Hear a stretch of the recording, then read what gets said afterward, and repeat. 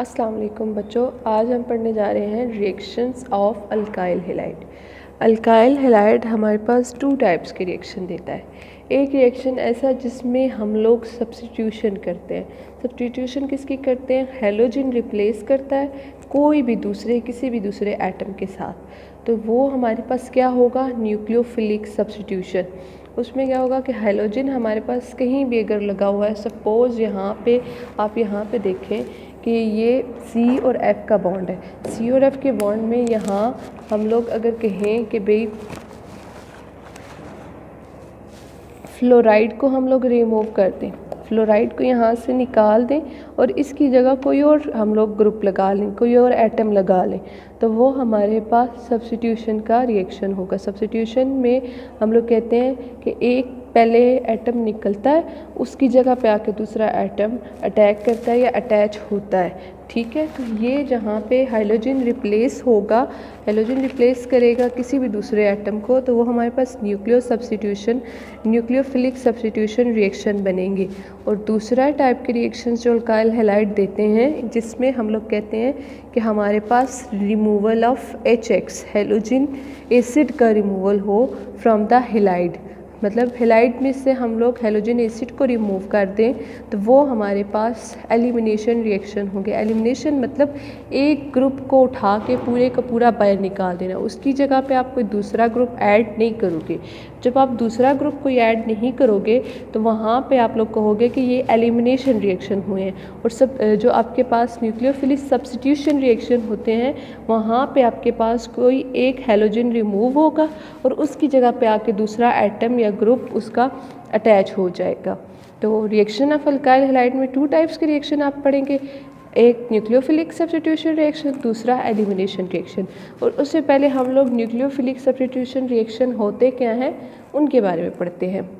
हम लोग देखते हैं कि न्यूक्लियोफिलिक सब्स्टिट्यूशन रिएक्शन में हमारे पास अल्काइल हैलाइड होता है। एक अल्काइल हैलाइड मतलब एक सबस्ट्रेट होगा आपके पास, सबस्ट्रेट जिसके ऊपर आके न्यूक्लियोफाइल अटैक करता है। सबस्ट्रेट क्या होता है आपके पास जिस पे न्यूक्लियोफाइल अटैक करेगा। सपोज़ अगर आपके पास है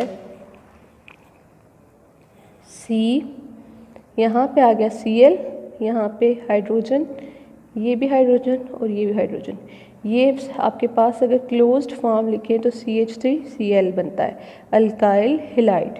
अब यहाँ पे अगर कोई न्यूक्लियोफाइल अटैक करेगा, न्यूक्लियोफाइल अटैक करता है हमेशा आके कार्बन के ऊपर, कार्बन क्योंकि हमारे पास यहाँ पे एज अ इलेक्ट्रोफाइल होती है, इलेक्ट्रोफाइल के ऊपर अटैक करता है।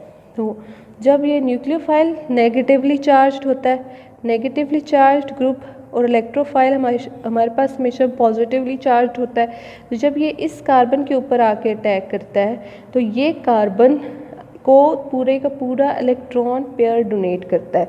जब ये कार्बन को इलेक्ट्रॉन पेयर डोनेट करेगा तो यहाँ पे कार्बन के पास क्या हो जाएगा? इलेक्ट्रॉन की डेंसिटी इंक्रीज़ हो जाएगी। जब इलेक्ट्रॉन डेंसिटी इंक्रीज़ होती है तो यहाँ से leaving group at the same time remove कर जाएगा, लीविंग ग्रुप लीव कर जाएगा। तो जब लीविंग ग्रुप लीव कर रहा है तो यहाँ से मैंने एरो साइन फुल लगाया है, तो एरो साइन फुल ये इंडिकेट करता है कि ये लीविंग ग्रुप पूरे इलेक्ट्रॉन पेयर को ले के बाहर निकला है। तो यहाँ से ये इलेक्ट्रॉन पेयर ले के बाहर निकल गया और न्यूक्लियोफाइल ने आके अटैक किया और उसने आके यहाँ पे कार्बन के साथ बॉन्ड बना लिया नया। तो यहाँ पे जब कार्बन के साथ न्यूक्लियोफाइल बॉन्ड बनाता है तो आपके पास बॉन्डिंग टाइप कुछ इस तरह की हो जाती है। ठीक है, प्लस आपके पास ये leaving group as it is आ जाएगा। ठीक हो गया। लीविंग ग्रुप अब आप लोग देखते हैं आपके पास चार्ज्ड भी होते हैं और अनचार्ज्ड भी होते हैं, और सम टाइम आपके पास लीविंग ग्रुप न्यूट्रल भी होते हैं। ठीक है, लेकिन हम लोगों ने ये पहले सबसे ज़रूरी बताना है कि लीविंग हमेशा न्यूक्लियोफाइल जो होगा वो आपके पास नेगेटिवली चार्ज्ड होगा। अब ये नीचे एग्जाम्पल उसने दिए कुछ, ये आपके पास क्या है? न्यूक्लियोफाइल की एग्जाम्पल्स हैं।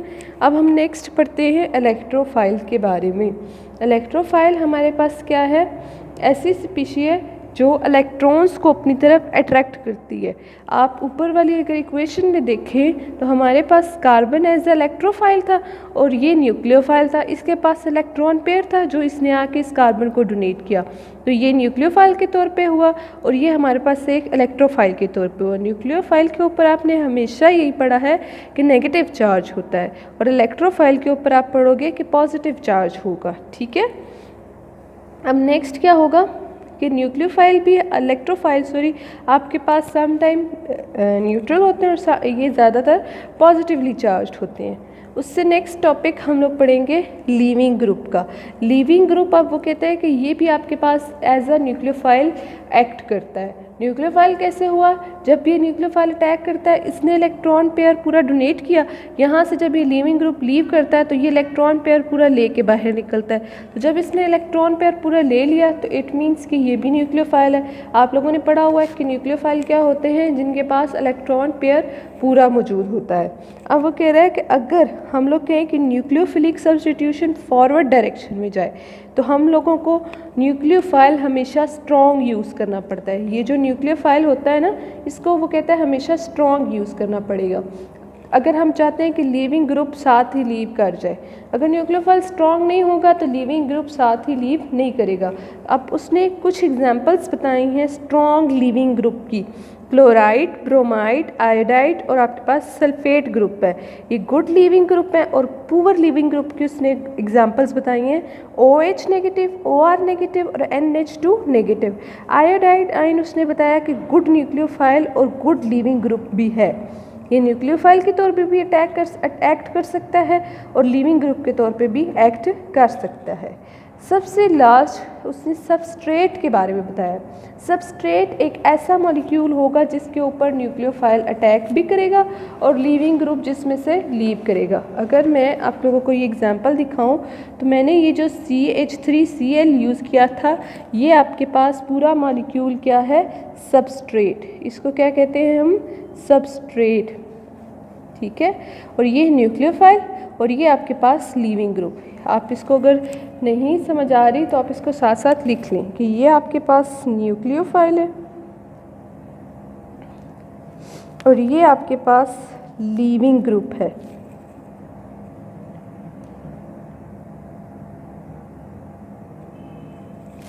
ठीक है, शुक्रिया।